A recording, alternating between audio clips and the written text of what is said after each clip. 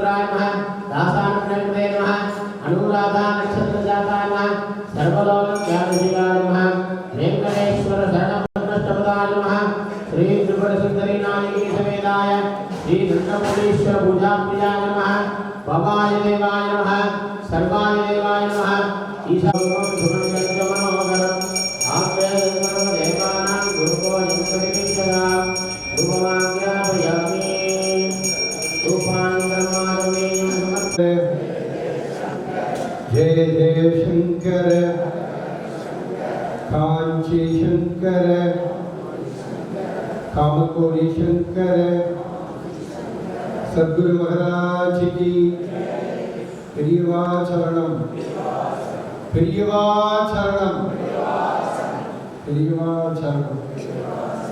அனைவருக்கும் நமஸ்காரம். அனுஷத்தின் அனுகிரகம் அமைப்பின் சார்பில் ஒவ்வொரு வாரமும் வியாழக்கிழமை அன்று இந்த மண்டபத்தினுடைய இடது பக்கத்தில் இருக்கிற காஞ்சி மகாபரிவா கிரகத்திலே வைத்து வியாழக்கிழமை தோறும் குருவார புஷ்பாஞ்சலி கடந்த 4 வருடமாக நடைபெற்று வருகிறது. பெரியவாளுடைய அனுஷ உற்சவம் இந்த மண்டபத்திலோ அல்லது எந்த மண்டபம் அவைலபிளாக இருக்கிறதோ அப்படியே இல்லை என்றாலும் பெரியவா கிரகத்தில் வைத்து தொடர்ச்சியாக நடைபெற்று வருகிறது. இந்த மாத அனுஷ உற்சவம் அனுஷத்தின் அனுகிரகம் அமைப்பு தொடங்கி இது 162வது மாத உற்சவம் தொடர்ச்சியாக நடைபெற்று வருகிறது. அனுஷ வைபவத்தில் ஒவ்வொரு மாதமும் கடந்த 5-6 மாதங்களுக்கு முன்பு வரை நம்முடைய எழுத்தாளர் இந்திரா சௌந்தரராஜன் அவர்கள் முதல் நாள் அல்லது 2வது நாள் மகாபரிவா மகிமை என்ற தலைப்பிலே பேசி வந்தார்.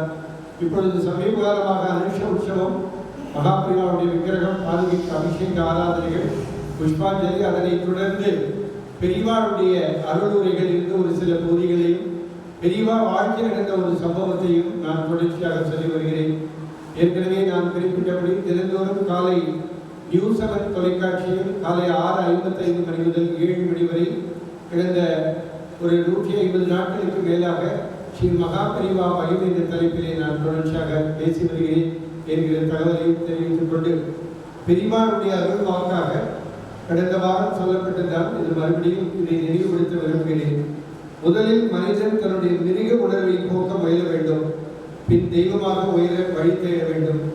நம் வீட்டு குழந்தைகளுக்கு சிறுவயது முதல் நல்ல பண்புகளான தர்மம், ஒழுக்கம், பக்தி, ஞானம் முதலியவற்றை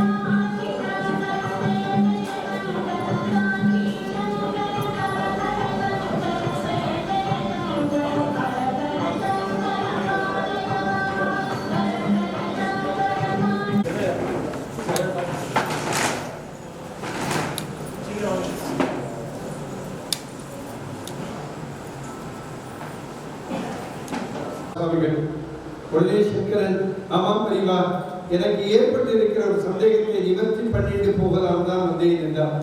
சுவாமிகள், அப்படியா?